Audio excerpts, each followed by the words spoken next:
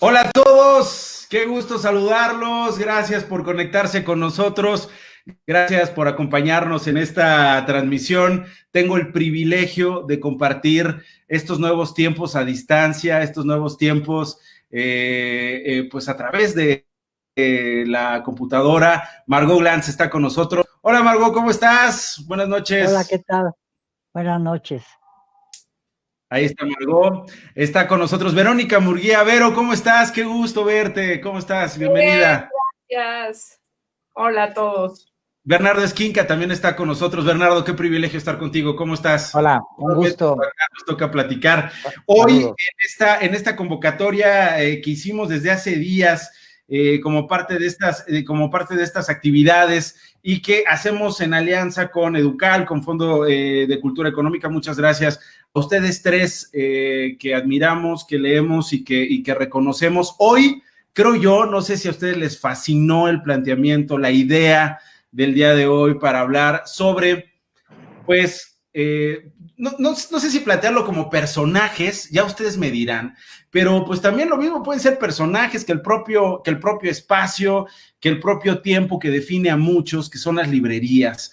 Librerías que se vuelven eso, que son un espacio, que pueden ser un personaje y que acogen a millones de personajes más, a libros que también se pueden volver también se pueden volver personajes. Entonces, Vero, si te parece bien, comienzo contigo. Creo que nos lo ordenó Margot. Yo tengo esta debilidad, por supuesto, por el privilegio hacia las mujeres. Entonces, si te parece bien, Bernardo, empiezo con Verónica. Vero, no sé, ¿tienes el recuerdo, tienes ese primer momento que te llegue a la mente, que te asalte de Verónica Murguía en una librería rodeada de ese universo de libros? Sí, cómo no. Yo creo que para mi generación era una especie de iniciación, ir al Ágora y beberte un café en el Ágora y sentirte que estabas en la misma librería que frecuentaba Rulfo, aunque yo nunca lo vi, caray. Pero claro que iba a la librería y sí lo asocio con una especie de, ¿cómo te diré?, de toma de conciencia de ser una lectora. Siempre fui una lectora porque era una niña enfermiza y torpe, pero la onda de ir y comprar un libro, o tengo que confesar, no voy a decir si fui yo o fue alguien más, pero la onda de ir y tratar de robarte un libro era una especie de ingreso a las filas de los lectores, ¿no? Y esto se daba casi siempre o en el Ágora o en una librería que se llamaba, un lugar donde también vendían discos que se llamaba Yoko Quadraphonic, que era así como, wow, no sé, ahí yo juntaba dinero todo el año para comprar en octubre mi disco anual de Jethro Tull, que era mi grupo favorito, o comprar, no sé, discos de vinil ahí, porque a mí todavía me tocó el vinil y tener una tornamesa chida era lo máximo. Entonces, sí tengo ese recuerdo en el Ágora y en Yoko Quadrasonic. Eran las librerías que para mí representaban, como te digo, entrar en el mundo adulto. A ver, dos cosas, Vero. Los personajes que te encontraste en estas librerías y cómo reacciona uno frente a esos personajes que pues también uno admira y no sabe cómo reaccionar, si acercarse o no, si estoquearlos, seguirlos, saber qué están escogiendo, qué traen bajo el brazo. Y dos, si te robaste efectivamente un libro. La única vez que me robé un libro fue sin querer. Lo estaba leyendo de Pierre Sanborns, lo tengo que confesar, y fue sin querer. Y me piqué grueso y me salí con el libro en la mano, pero no me di cuenta. Y he de haber sido muy, ¿cómo te diré? Mi inocencia yo creo que se notaba porque a mí no me detuvo nadie. Y ya cuando estaba esperando el camión me di cuenta que traía el libro en la mano. Y dije, pues ya, ¿Cuál ni era? uno, fíjate, de editorial DIMSA, no, de distribuidora DIMSA, que eran esos que traían libros en inglés, que era uno de esos de los mejores relatos de terror del año. Y me acuerdo que me llamó mucho la atención porque traía una lengua bífida, una boca con una lengua bífida en la portada. y estaba yo leyendo algo de un vampiro horroroso y me encantó y me salí con el libro en la mano, no me di cuenta. Y bueno, no creo que haya yo dañado mucho las finanzas de nadie, porque, bueno, ambos hace 1000 años, pero pues ese fue el libro que me robé. Ahora, nunca me he vuelto a robar ni nada, no. Ni nada, perfecto. Bernardo, tu primer recuerdo en una librería o qué es una librería para Bernardo Esquinca? ¿Qué es una librería? Bueno, yo fui un lector tardío, tengo que admitirlo. Empecé a leer libros de literatura como a los 15 años, a pesar de que mi casa estaba llena de libros porque mi papá era un grandísimo lector y la casa, ya los libros no le cabían, incluso en mi cuarto metió libros, ¿no? Pero lo que empecé a leer antes de leer literatura eran cómics. Entonces yo entré a la lectura por los cómics de Spider-Man, del Hombre Araña, que era mi héroe en la primaria, que un amigo, Aldo, que por cierto ya se mudó de barrio hace unos años, como dicen, se fue para Morelia, o sea, se murió pues. El caso es que Aldo me llevó un día a la primaria con un cómic de Spider-Man y lo empezamos a coleccionar. Pero como empezamos por ahí del número 60, te hablo de los años 80, en Guadalajara, yo me crié en Guadalajara, nos faltaban los primeros números. Entonces, mi mamá trabajaba, era la directora de una academia de secretarias en el centro de Guadalajara, en el centro viejo de Guadalajara.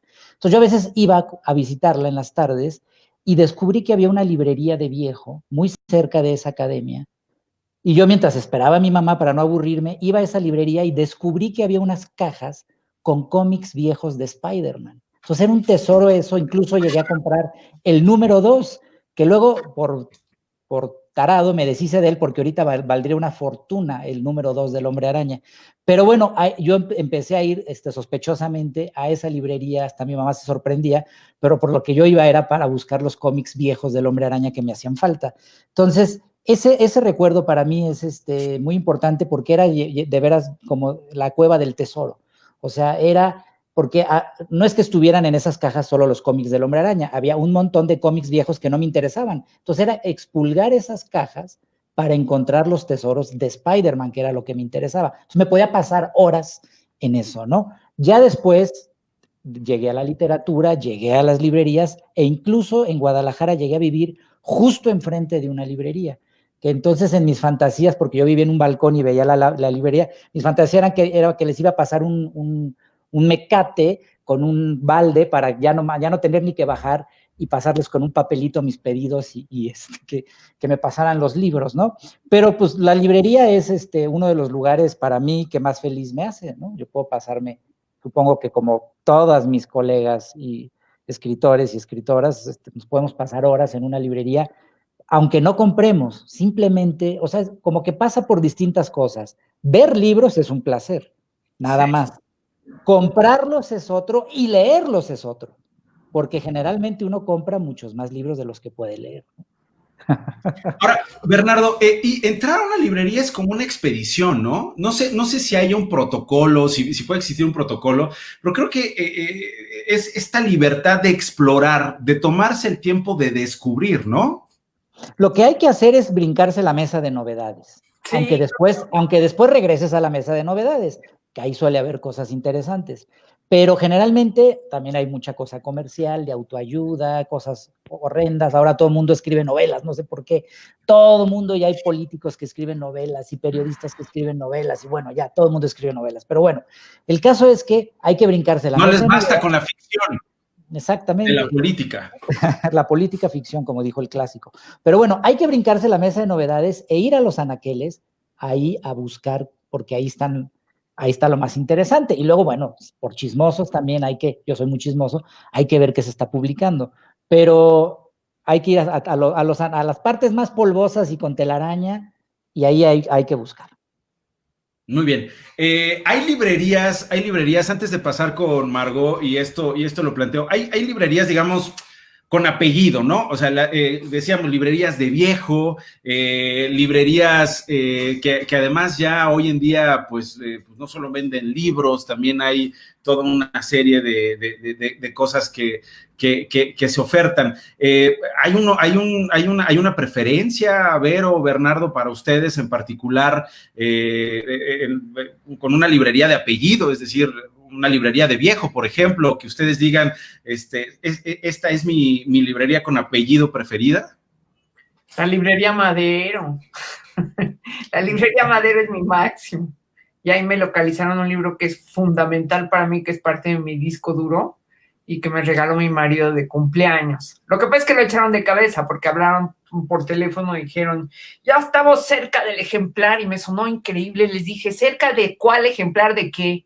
Porque sonaba como que estaban cerca de un elefante o algo, y me dijeron, del libro que encargó de Félix Guirán, y yo, ¡wow! Pero aparte en esa librería no se venden, pues, jarribazos mágicos de Harry Potter, aunque yo adoro Harry Potter, pero me gusta mucho esa librería, y es de apellido, Adero. Es que están también las librerías boutique, por ejemplo, ¿no? Que son donde están los jarribazos. Pero yo también prefiero las librerías de viejo y aparecen bastante en mi literatura. Pero ¿cómo se llama el dueño de la librería Madero? Ahorita se me fue su nombre, porque Se ese tipo llama es Enrique Fuentes. Enrique Fuentes es sensacional. Yo cuando voy me regala libros y no me conoce, yo para él soy un cliente más, pero vas y es tan apasionado de lo que hace y le empiezas, un día le fui a buscar libros de nota roja y salí como con 3 libros de nota roja que él me regaló. Entonces, esas cosas no pasan en las librerías boutique ni en las cadenas, las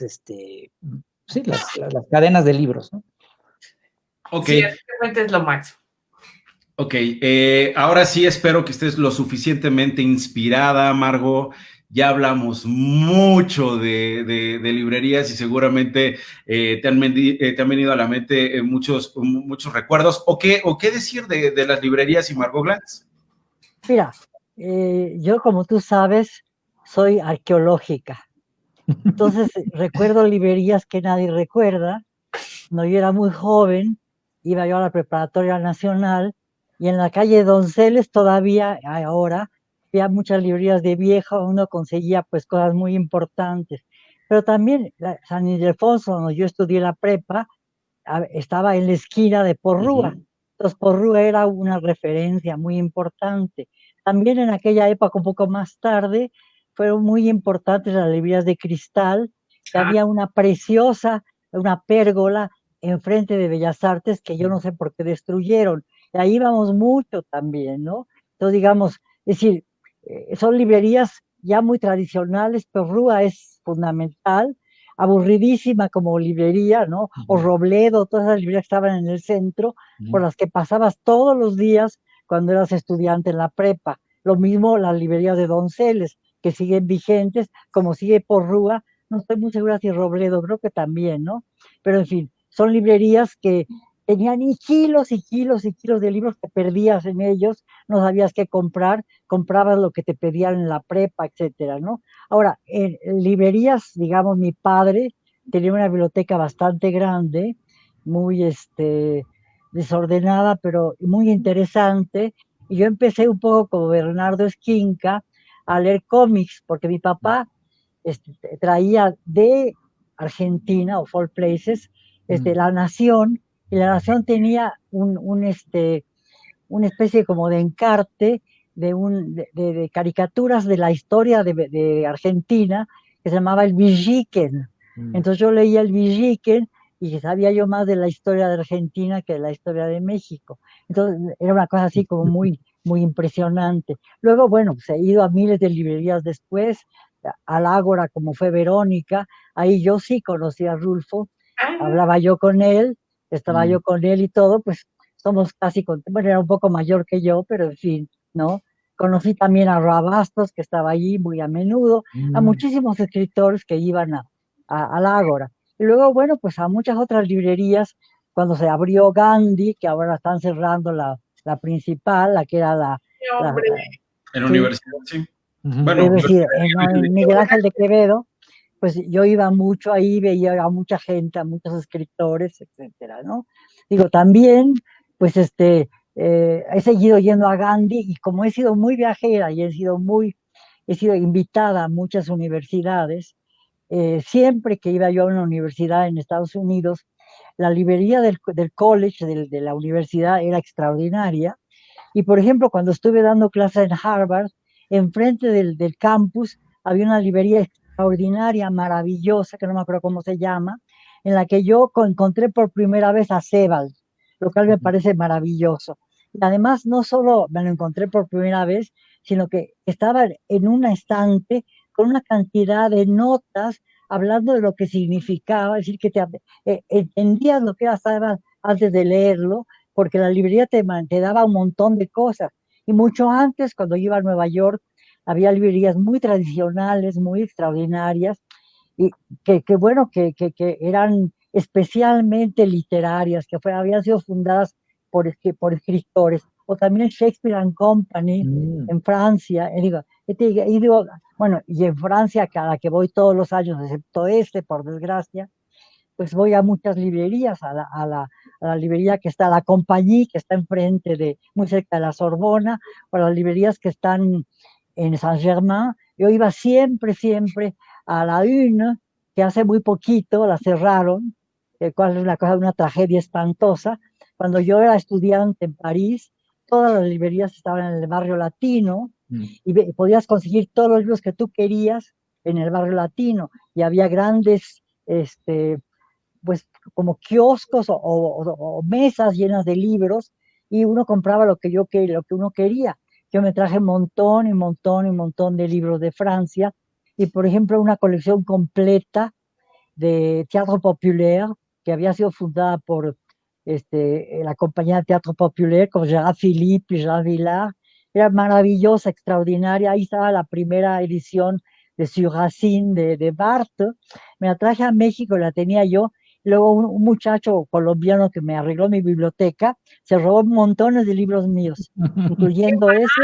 No digo su nombre, pero es un asqueroso. No, sí, dilo, para quemarlo, Ni me acuerdo cómo se llama, pero era un tipo que se llevó las primeras ediciones que yo tenía de Rulfo, de Borges, de Surabastos, de Cortázar, es decir, todos esos libros que ahora serían no solo preciosos para mí, Onetti, etcétera, sino que son libros que vendió el desgraciado, ¿no? Bueno, ya no seguimos hablando mal de la gente, son libreros, ¿no? Bueno, ¿qué ahora, más me pregunto? Parece que está relacionada la pasión por robar con las librerías. Claro. Sí, pero hay una forma de robar como la de Verónica o la mía, que de repente, por ejemplo, en una feria de París vi un libro maravilloso y tenía una capa preciosa, me metí el libro debajo de la capa y salí, luego me dio vergüenza y lo entregué por estúpida, porque me podía haber robado perfectamente. Bueno, sí, ese tipo de cosas. Oye, bueno, sí, perdón. Yo no me di cuenta. O sea, Margo devolvió, yo no me di cuenta, estamos eximidas. Tú eres buena, inocente, yo soy idiota. Y yo nunca robé un libro. Yo nunca robé un libro porque soy un cobarde, no por ética, por cobarde. Yo robaba vestidos. Está bien no robar. Yo robaba vestidos y lentes, eso me gustaba mucho robar. En Estados Unidos, con un terror horrible, porque si me agarraban me deportaban. Exacto. Pero ya no importa ahora, ¿no? ¡Qué audaz, A ver, dos preguntas muy rápidas, Margot, Vero y Bernardo, porque están habiendo muchos comentarios, vamos a retomar los comentarios, y yo coincido mucho con la gente que está participando.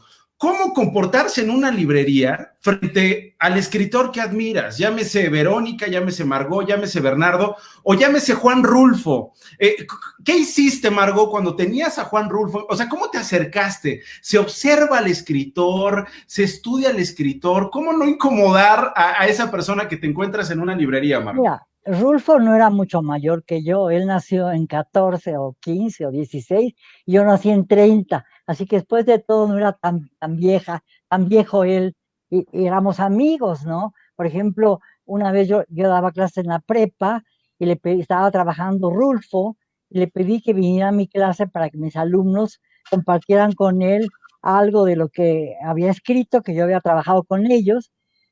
Estuve yo como una hora esperándolo, no llegó, entonces me puse a trabajar con ellos un disco de voz viva en voz alta, en donde él leía Lubina maravillosamente bien, toma su cerveza y se oye y todo lo demás, y cuando estaba yo a la mitad de Lubina llegó, y que fue maravilloso, se portó genial con los alumnos, etcétera.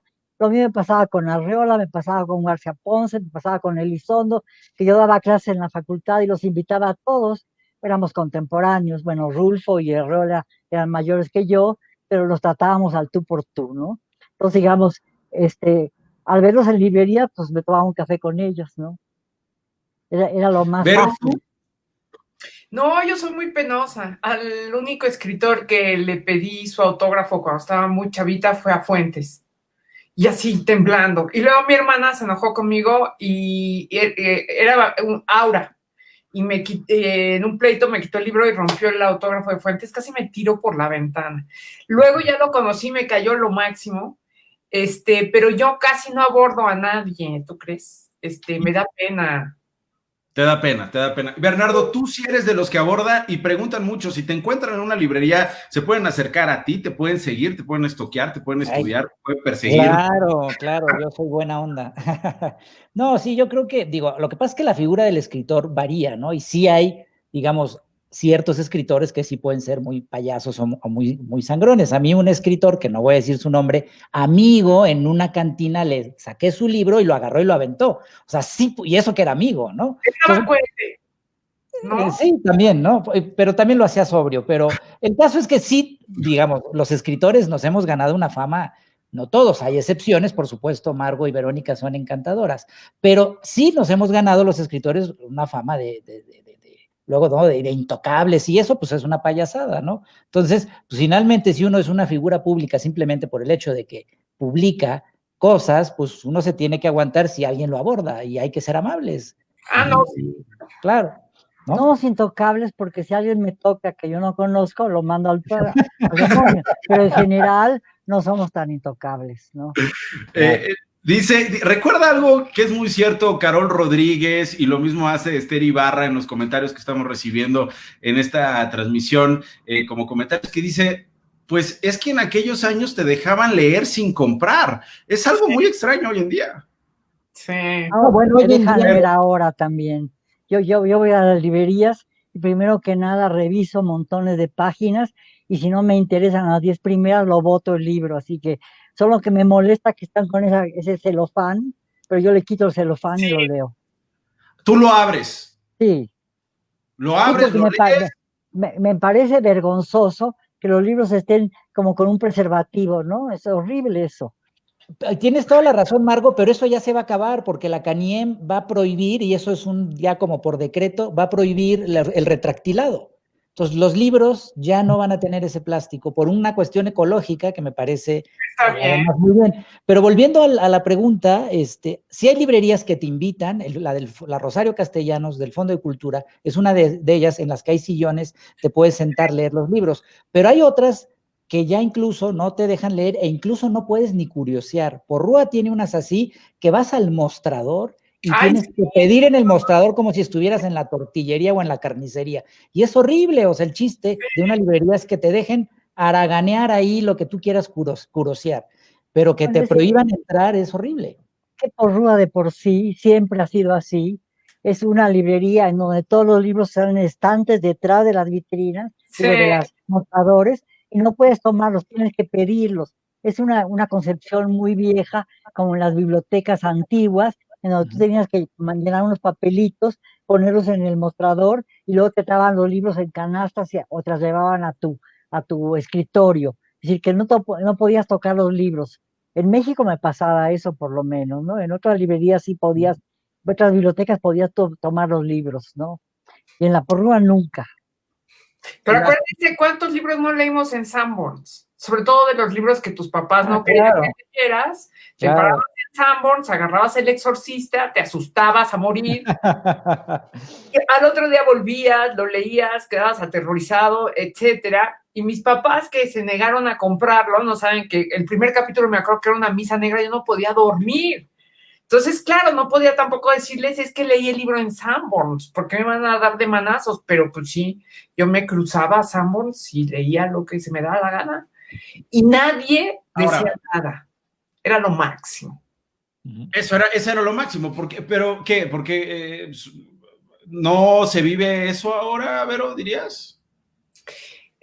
Lo que pasa es que hay como que la onda ha cambiado. Hay más gente que está atendiendo que no son libreros, ¿no?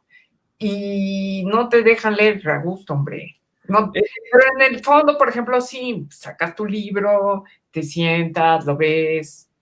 Depende de la librería, ¿no? Y de Yo quiero hablar justamente de esos personajes que dices, Vero. O sea, es decir, de los personajes que existen en las librerías y luego si una librería es un personaje y por dónde se entendería, qué dimensiones tendría como personaje una librería. ¿Qué personajes hay en esa librería? Es decir, pues antes había alguien que no solamente los acomodaba, sino sabía la historia. Si era una librería de viejos, sabía a qué colección pertenecía, de dónde venía, te guiaba un poquito en este proceso arqueológico que dice Margot existe en todas las librerías, pero sobre todo en las librerías de viejo, ¿no? Hay muchos personajes que son clásicos en estas librerías cuando las visitas.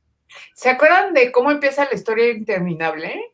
Con que Bastián Baltasar Books entra en una librería y hay un señor ahí sentado que se llama Karl Conrad Coreander y Bastián se roba la historia interminable, pero el señor sabe que se va a robar la historia interminable, que finalmente es el libro que uno tiene en las manos cuando está leyendo la historia interminable. O sea, es un juego ahí metaliterario padrísimo.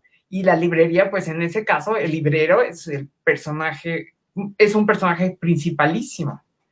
Y que el libro estaba impreso, estaba impreso ya no, en 2 tintas, no sé si se acuerden, para guiar al lector infantil entre lo que sucedía en fantasía y lo que sucedía en la realidad. Y ahí, pues, la librería es muy importante. Margot, ¿qué decir de los libreros? Mira, en México son pésimos, excepto en las librerías de viejo. En la librería Rosario Castellanos, le preguntas por Rosario Castellanos y no saben quién es, ¿no? Yo digo, pides un libro de Rulfo y no saben quién es Rulfo, aunque tenga la computadora, lo cual me parece terrible. Yo me he peleado mucho con los que han sido directores del fondo, que cómo es posible que no entrenen a sus libreros para que sepan. Es maravillosa la librería, todas las librerías del fondo son maravillosas, pero no saben dónde están los libros. Entonces tú tienes que ir o buscan en la computadora, que es facilísimo para ellos, pero no saben ni siquiera leen bien los títulos. ¿Qué busca usted? Bueno. Entonces, bueno, digo, que no sepan quién es Rosario Castellanos en la Rosario Castellanos, pues es un poco absurdo, ¿no? Que no sepan quién es Octavio Paz en La Paz, bueno, pues terrible. Carlos Fuentes, no sé si tiene librería. Era mi contemporáneo. En Guadalajara, en Guadalajara. Sí, es cierto, tienes razón. Pero en fin, no he ido a esa librería. Te digo, en las librerías de viejos sí saben lo que tienen, ¿no? Porque son gente que le gusta los libros, que se apasiona por ellos. Digo, por ejemplo, una librería que a mí me parece fascinante, que no conozco, pero que conozco a todos sus libreros, es La Murciélaga. Me encanta Benassini, me encanta Diego Rabasa, que ya no está, me encanta ¿cómo se llama? Luis Llamara, ahí está. Luis Llamara, y además estoy todo el tiempo tratando de comprar libros con ellos. Ahorita me van a dar 3 ejemplares de lo que leía Borges en el Séptimo Círculo, de novelas policíacas que me encantan, y de repente sacan unos libros sensacionales que los ponen en el internet, y cuando ya me los quiero comprar, ya los compró alguien, porque son libros que se los arrebata a todo el mundo. Entonces me encanta ese tipo de librería, me encanta que existe esa gente que sabe de todos los libros, es impresionante lo que saben. O por ejemplo, no sé. Es que yo coincido con Margo, ¿no? La profesión de librero se ha deteriorado con los años. Sí. Hay sus excepciones, pero digamos, en las grandes cadenas sí está muy deteriorado, porque es un tema ya muy comercial y de que pues, son personas que atienden, pero que no tienen este conocimiento ni este amor por los libros, que sí permanece en las librerías de viejo, que son de tradición y además de familias, ¿no? Todo Donceles, pues son los López Casillas, que además tienen un libro muy bonito que hizo Selva Hernández contando la historia de la familia, desde el abuelo que en la Lagunilla tenía su puesto, etcétera. Entonces, gente que ha crecido rodeada de libros y se hereda la profesión. y va pasando el negocio de generación en generación. Eso se ha ido perdiendo, pero lo tienen todavía las librerías de viejo. Margo menciona La Murciélaga, que es un lujo, todos son libreros apasionadísimos, una librería muy bonita.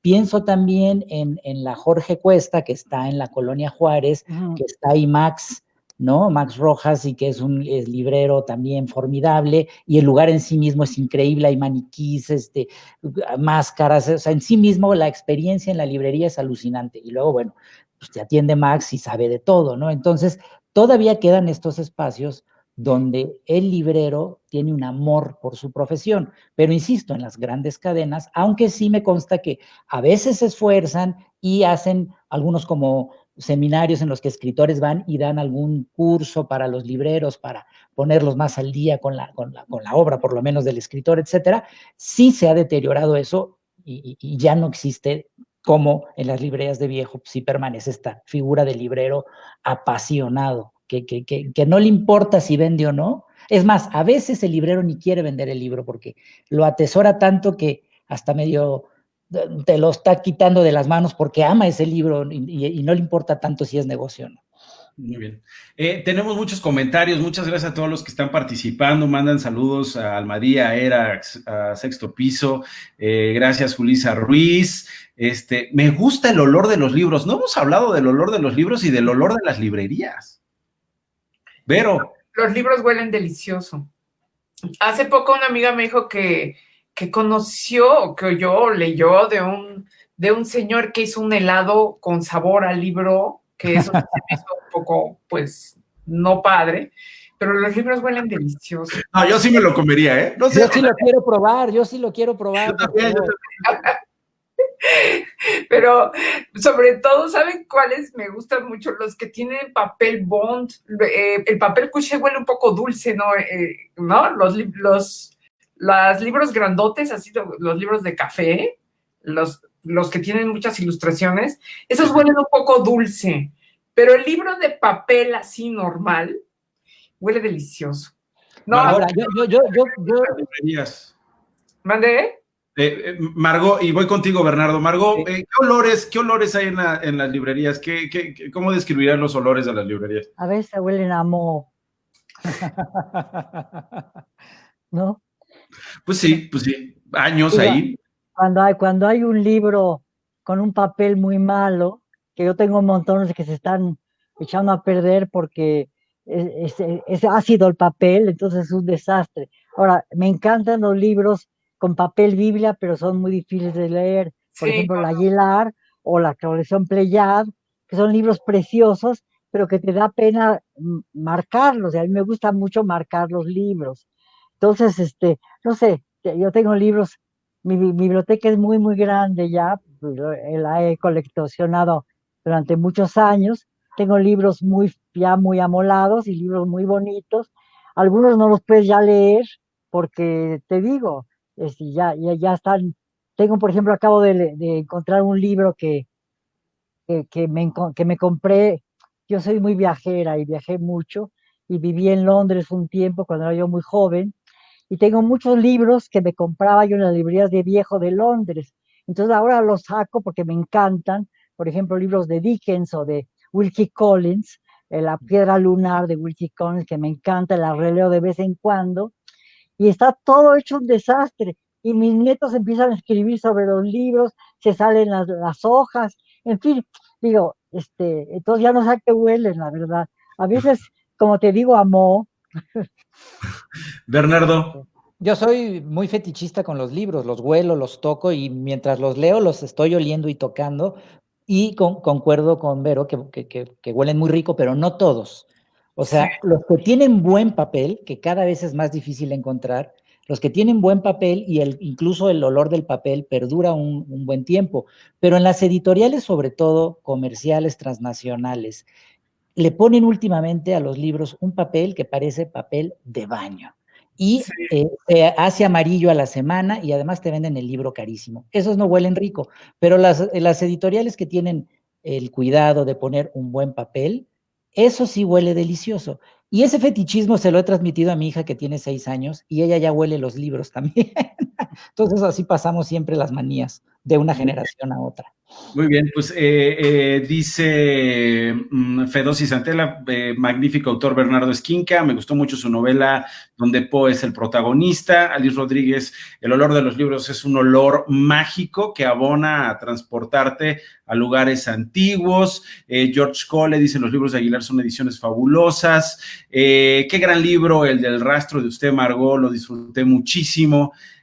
Oscar Jaramillo, no conocía esto de las librerías de viejo. ¿Cuál es la diferencia entre una librería comercial o una de esas? Pues precisamente eso, ¿no? Lo que hemos venido platicando en estos minutos.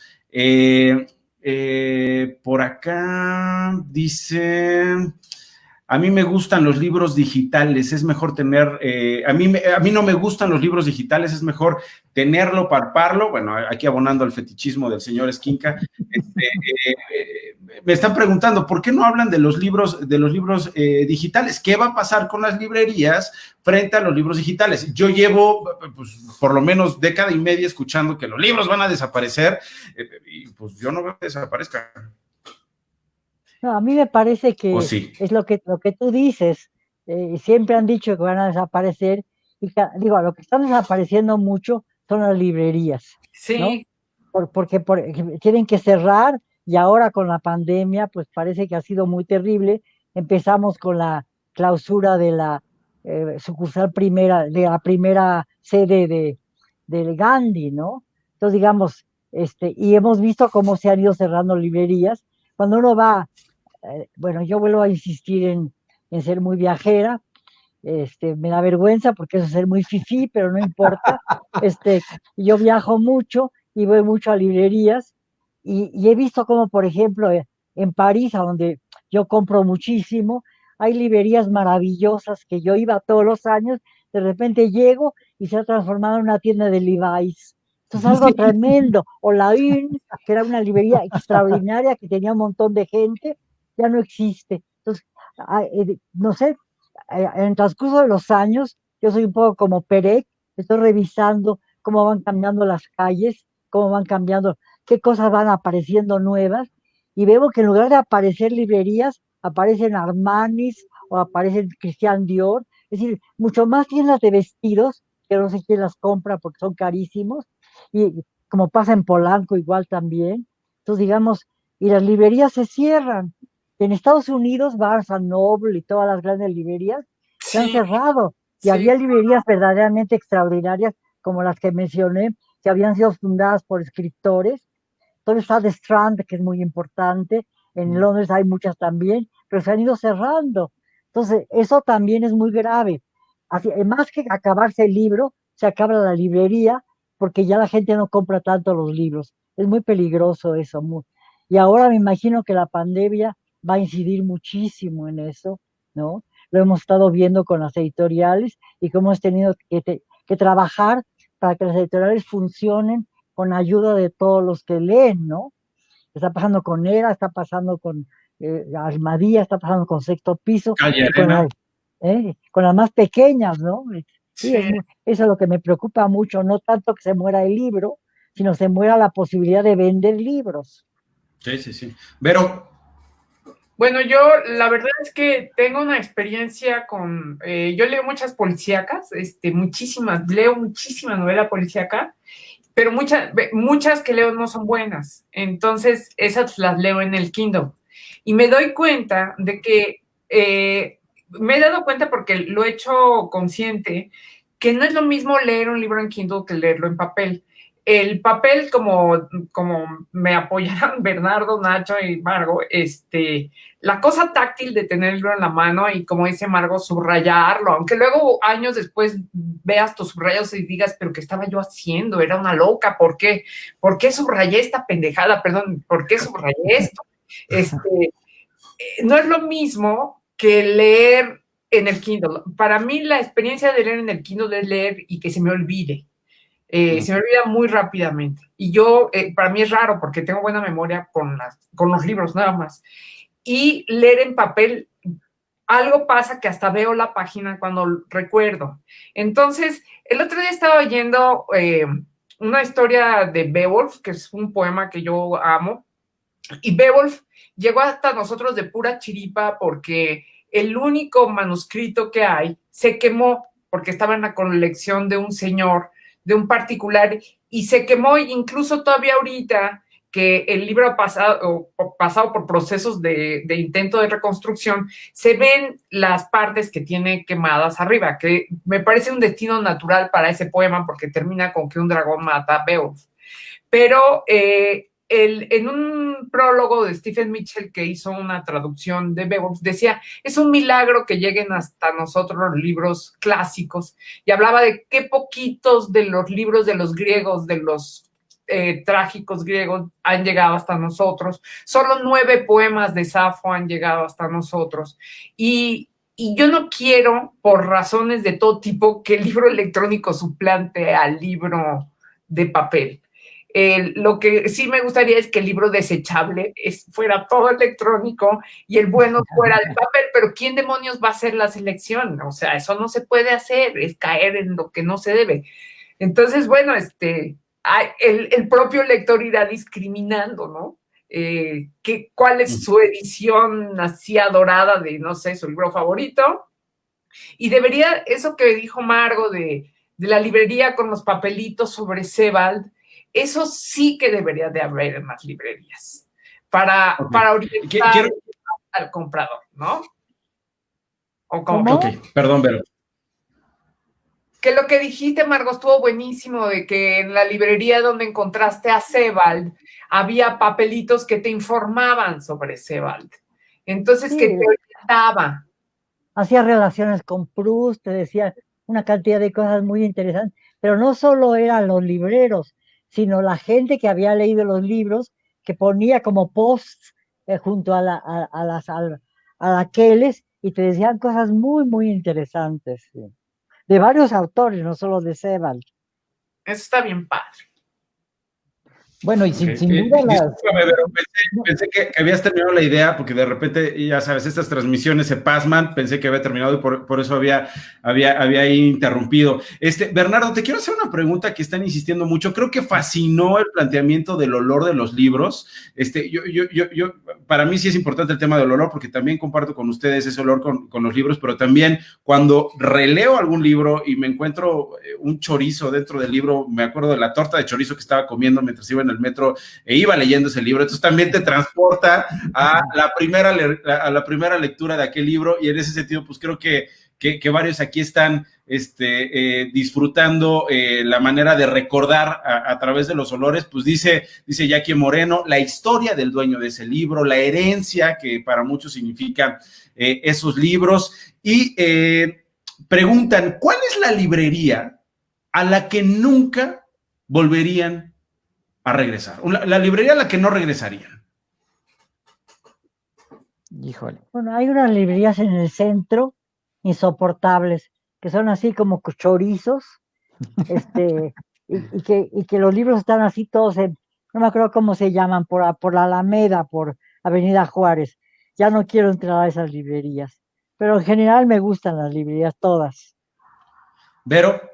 No, yo no tengo ningún tipo de prejuicio, no de prejuicio, ni de disgusto con ninguna librería, ni siquiera con los chorizos apestosos, la verdad. Bueno, hay chorizos apestosos, y también dice Diana Vázquez, ¿quién no guardó una rosa en un libro? Yo, que soy lo menos romántico que han visto en toda su vida, jamás guardé una rosa.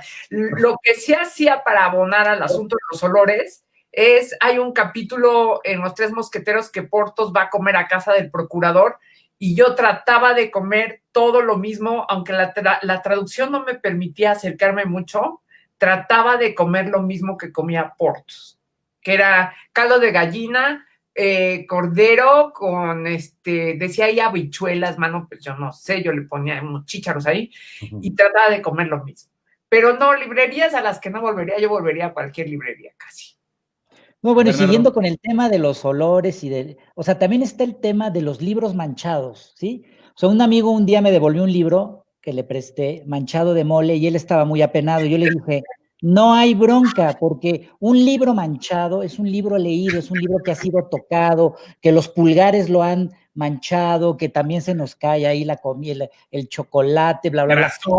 No hay nada peor que un libro inmaculado, porque un libro inmaculado es un libro que no ha sido abierto, que no ha sido mancillado.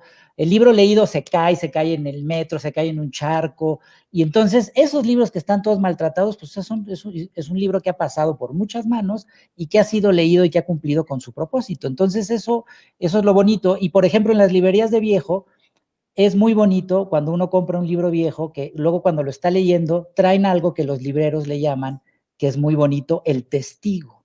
Y son los separadores que dejó el anterior dueño.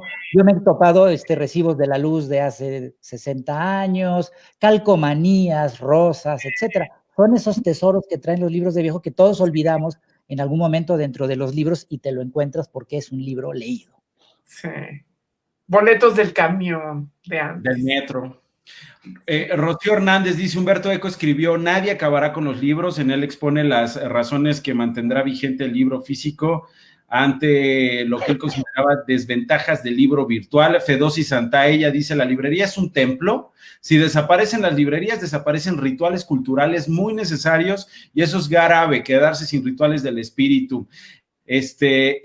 Por aquí está, ya no encuentro la pregunta, pero había alguien que estaba preocupada porque decía, ¿cómo transmitirle a los niños ahora que, híjole, tenemos a los niños frente a la televisión tomando clases, frente a la televisión para evitar que pierdan el ciclo escolar? Y preguntaban, ¿cómo compartirle en pleno 2020, con la pandemia en contra, jugando en contra, pues cuando pase todo esto, ¿cómo transmitir a los niños la pasión por las librerías, Margot? ¿Cómo contagiar esto? Digo, el Fondo de Cultura Económica ha tenido una política siempre para tener libros de niños y ha traducido muchísimos libros de niños, y no solo eso, ha fomentado, no sé si ahora, pero lo hizo siempre, que escritores jóvenes hicieran textos para libros. El caso, por ejemplo, de Verónica, de Francisco Hinojosa, de Juan Villoro, etcétera. Antes había sobre todo libros de extranjeros que escribían libros para niños, y ahora en México hay un venero muy grande de escritores que escriben sobre libros de cosas de niños. Yo creo que es muy importante porque además hay muy buenos ilustradores, estupendos ilustradores, y los niños se fascinan con los libros que pueden tocar y que pueden ver las ilustraciones mucho más a veces que con la televisión. Creo que hay que campechanear con la televisión y los libros vivos para que los niños lo toquen. Por ejemplo, mis nietos están fascinados con los libros, leen muchísimo. Mi nieta, por ejemplo, tiene 9 años y ha leído ya todo Harry Potter, ¿no? Y ya está empezando a leer, no sé, empezó a leer Julio Verne, ¿no? No tiene 10 años, estoy haciendo una más chica de lo que es, pero en fin. Digo, ya ha leído como libros de 400, 500 páginas, pero empezó con libros con ilustraciones maravillosas, y creo que eso es muy importante. No permitir que solo sea la televisión, sino darles libros para que los niños los vean. No sé, ¿qué piensan los demás? Sí, Bernardo, la pasión por las librerías, ¿cómo se puede contagiar la pasión por las librerías, Bernardo? Primero hay que contagiar la pasión por leer, ¿no? Entonces la pasión por leer te lleva naturalmente a las librerías, y lo mejor para contagiar es leerles desde pequeños, porque si tú les lees de pequeños a los niños, creas un vínculo afectivo con ellos. No solo es la pasión por la aventura que hay en el libro y la aventura de leer un libro, sino hay un vínculo afectivo. En los países con altos índices de lectura, los estudios que se hacen, la gente dice, yo leo porque a mí me leía mi papá, mi abuela, etcétera. El vínculo afectivo es muy importante. Entonces, si tú le lees a tu hijo, a tu sobrino, a quien sea, le lees de pequeño, va a haber un vínculo y eso crea un amor por los libros. Y luego, naturalmente, de ahí es que pasas a la librería. Mi hija tiene 6 años, le estoy leyendo Harry Potter. Ella todavía no lo lee por sí misma, pero yo se lo leo. Vamos en el libro 4. Cuando acabamos el 3, ella está fascinada con todo el mundo Harry Potter. Cuando acabamos el 3, le dije, ahora vamos a ir a la librería por el 4. Se paró y dijo, vamos de inmediato a la librería. Llegó feliz, ella preguntó por el libro, la señorita la atendió y estaba feliz con el libro. Entonces, es una cadena de vínculos que es importante fomentar, pero desde pequeños. El vínculo afectivo es clave. Bueno, uno duerme a los niños, Pero, digo, por lo menos en mi caso, hay muchas madres que leen en la noche antes de dormir, les leen a los niños, y mientras más les lees, más vínculo afectivo se plantea, como dice Bernardo, es muy importante y eso es tradicional.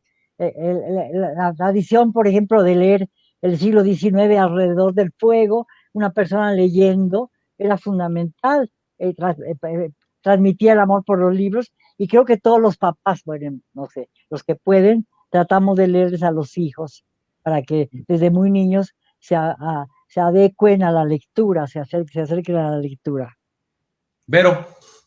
Pues yo pienso lo mismo, Margo dijo que lo de la ilustración, eso es fundamental. Hay ilustradores buenísimos, hay ediciones preciosas y a todos nosotros nos emocionaba mucho tener un pop-up, abrirlo y que se levantara y sacar monstruos y dinosaurios y no sé qué. Esa cosa táctil no la tiene la tele. Entonces, pues tenemos que acercarlos, sobre todo si ven que uno está súper clavado con el libro, que está fascinado con el libro, pues se acercan. A mí me pasó lo de Harry Potter con mi sobrino, aunque Bernardo, tu hija está bien chiquita para estar leyendo el 3, los dementores están muy gruesos, pero... Sí se asustó, sí se asustó. Sí, no, es que son tristísimos, o sea, el 3 es un libro tristísimo, pero yo le leí a mi sobrino, y mi sobrino, que ahorita estudió literatura inglesa y ya hizo su maestría y todo, el cuate aprendió inglés para leer La Orden del Fénix porque no estaba traducida. Entonces, con diccionario aquí, leyendo el libro, porque, bueno, Harry Potter logró apartar a los chicos de la tele y acercarlos a la biblioteca. Yo descubrí Harry Potter en una librería porque unos niños lo estaban leyendo. Y ese año yo le había escrito un libro a este escuincle, que ya no es escuincle, y no me pelaba él quería un Pokémon y una Pokébola, y a mí ya me tenía fastidiado.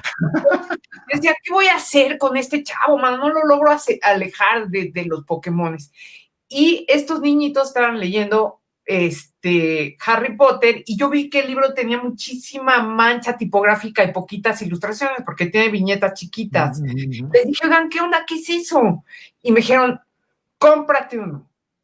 Y yo me subí al avión, fue en un de esos, cuando tienes que abordar otro avión, y le dije a David, mi esposo, ¿sabes qué? Este libro va a cambiar todo. En el quinto o sexto capítulo, yo ya tenía la cabeza completamente chiraspelas, no me importaba nada más que ese libro. Y así fue durante todo el tiempo que salió el libro, que salía más o menos por octubre. Y me sacó de muchos problemas terribles Harry Potter, la verdad. O sea, una vez me operaron y estaba toda fregada y todo, y salió el quinto y el tío Vernon hizo un chiste buenísimo sin querer en el primer capítulo. Y me sacó de problemas, me sacó de muchas broncas amo Harry Potter, y sí vi como, atestigué como los niños apagaron la tele y se pusieron a leer. Muy bien. Bueno, pues ya nos estamos acercando al final, se fueron volando estos casi 60 minutos de charla con Bernardo Esquinca, con Verónica Murguía y con Margot Glantz. Hay muchas preguntas, muchos comentarios. Muchas gracias a todos los que nos escribieron, gracias a todos los que participaron de esta charla. Ojalá y ustedes, Vero, Margot, Bernardo, puedan entrar y responder los comentarios. Hay muchos personalizados. Yo creo que quienes han estado participando el día de hoy están muy contentos de recibir un comentario. Finalmente, y hay 3 preguntas al respecto, una recomendación del libro que creo que siempre se plantea cuando se está charlando con 3 grandes como ustedes. ¿Qué están leyendo? ¿Qué libro recomiendan ahora para tomar y devorar? Margot, ¿qué estás leyendo? ¿Qué recomiendas leer? Yo estoy leyendo libros sobre la pandemia. Estoy leyendo a Robinson Crusoe de Defoe. Estoy leyendo la Casa de las Bellas Durmientes de Kawabata. Y estoy leyendo a Proust. Estoy leyendo a Casanova, que estuvo en la cárcel. En fin, a personajes que han estado confinados o que han tenido un sometimiento por el contagio o la enfermedad. Porque quiero entender cómo se vivió este tipo de circunstancias en otras épocas y comparar cómo las estamos viviendo ahora, si repetimos patrones, cosa que sucede, y qué cosas podemos hacer de nuevo y qué podamos hacer después cuando la pandemia se acabe. Eso me parece muy importante. Yo estoy leyendo La mala memoria. Pero La mala memoria de Teresa González Arce, son ensayos y está precioso. Precioso libro. Aquí lo tengo en el escritorio. perfecto, muy bien. Y Bernardo, ¿tú qué estás leyendo? Yo más que decir lo que estoy leyendo, quiero recomendar 3 libros de Almadía. Quiero recomendar a Liliana Colanzi, escritora de Bolivia, Con nuestro mundo muerto, extraordinarios cuentos que oscilan entre el terror, el folclore, la ciencia ficción. Mónica Ojeda, escritora ecuatoriana, con Nefando, una novela inclasificable, brutal, sobre el abuso infantil. Y a Camila Fabri, argentina, con Los accidentes, un libro que parte del teatro para convertirse en narrativa, en ficción, las 3 autoras publicadas por Almadía. Perfecto. Bueno, pues muchísimas gracias. Gracias, Almadía. Gracias, Era. Gracias, Sexto Piso. Muchas gracias, Margot. Gracias por tu tiempo. Te mando un besote, que eres lo máximo en redes sociales, eres lo máximo en Twitter, por supuesto, también. De repente escuchar estos impulsos que tuiteas. Muchísimas gracias. Vero, qué privilegio poder platicar contigo esta noche. Gracias por las recomendaciones y gracias por lo que nos compartes. Y mi querido Bernardo, nuevamente te saludo por acá y ojalá nos encontremos prontito. Gracias. Vayan a las librerías. Vayan a las librerías, hay que salvarlas. Sí. Vayan a las librerías, hay que salvarlas, efectivamente. Gracias a ustedes por habernos acompañado. Adiós.